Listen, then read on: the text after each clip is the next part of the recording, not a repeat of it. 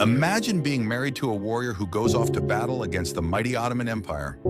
Your husband never returns home, but what happens next will leave you speechless. Today we're diving deep into one of history's most shocking practices that the Ottoman Empire used against the families of their defeated enemies. This isn't just about warfare or politics. This is about real people whose lives were changed forever in ways you probably never imagined.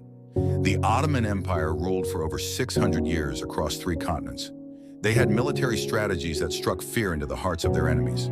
But what they did to the wives and families of defeated warriors went far beyond the battlefield. By the end of this video, you'll understand why this practice was so effective and why it shaped the course of history in ways most people never learn about.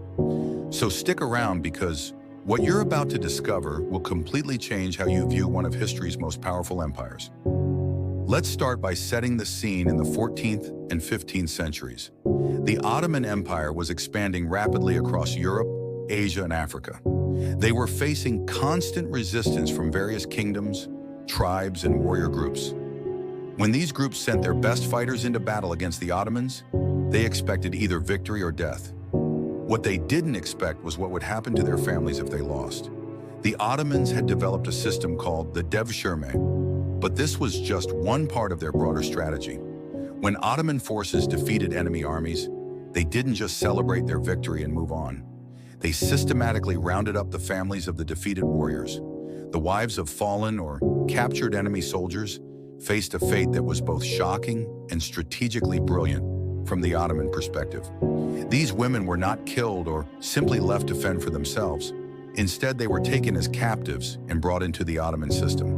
But here's where it gets really interesting. The Ottomans didn't treat these women as mere slaves. They were integrated into Ottoman society through a carefully planned process. Many of these women were given to Ottoman soldiers as wives. Others were placed in households where they would serve, but also learn Ottoman customs and language.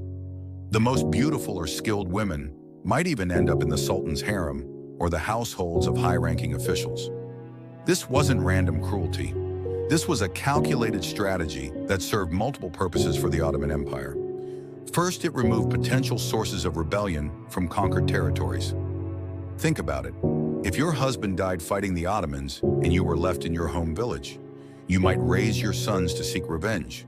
You might keep the memory of resistance alive in your community.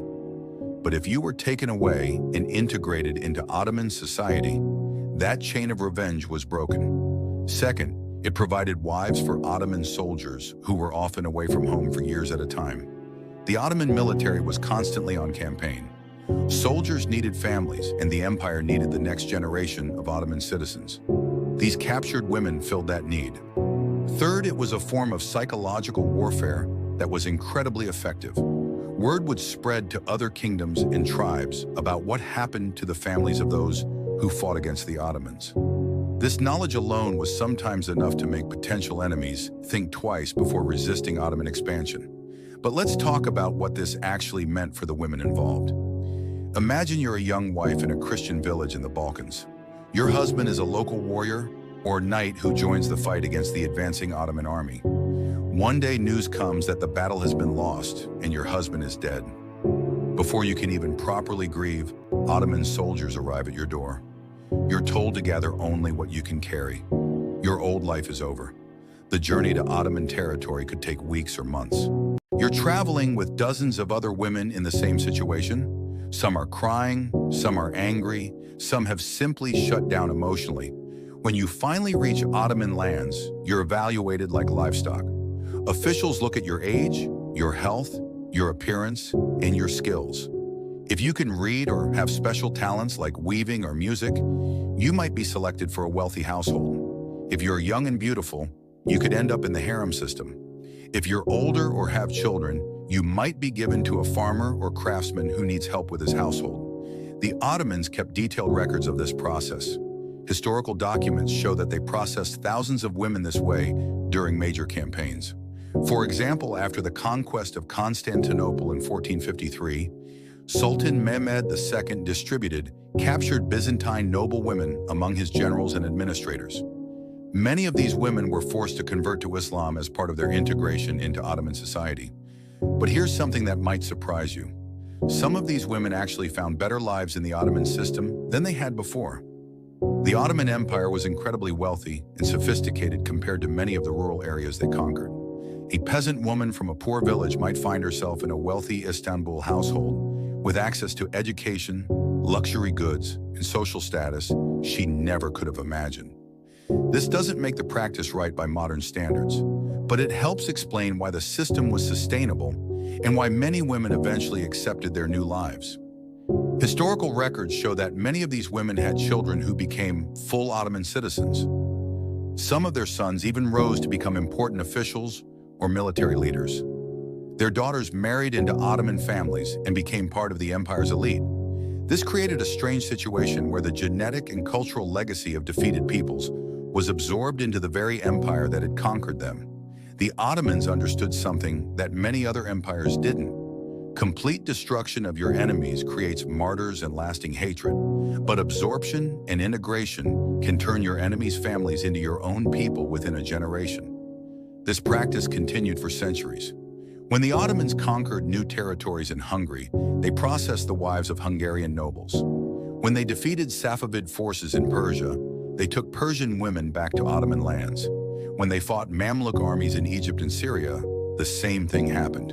Each time the pattern was the same. The wives of defeated warriors became part of the Ottoman system. The psychological impact on enemy populations was enormous. Knowing that defeat meant not just death for the men, but absorption of their families into Ottoman society made resistance much more costly.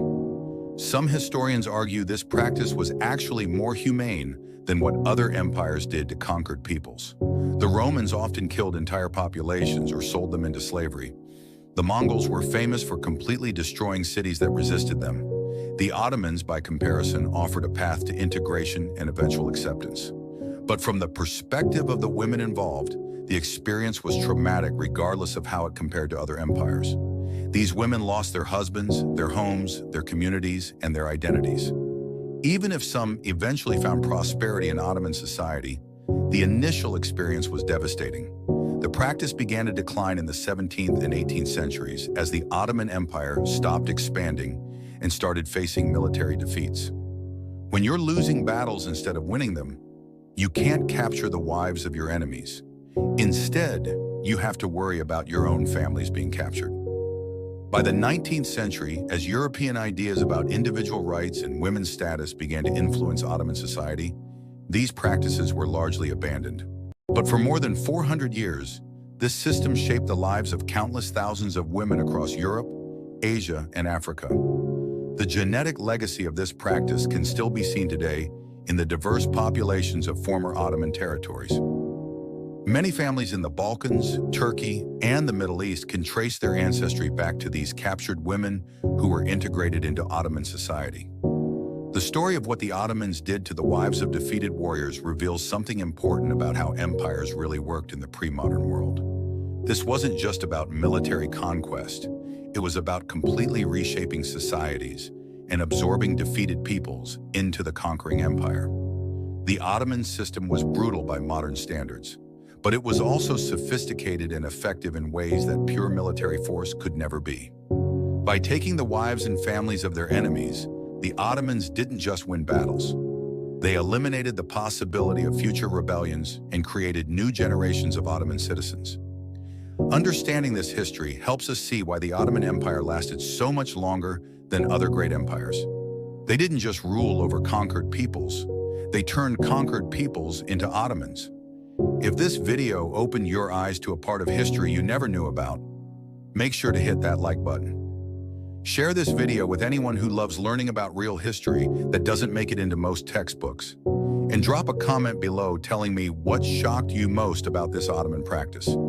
Subscribe to the channel because we're always digging into the fascinating and sometimes disturbing realities of how history really happened. Thanks for watching, and I'll see you in the next video.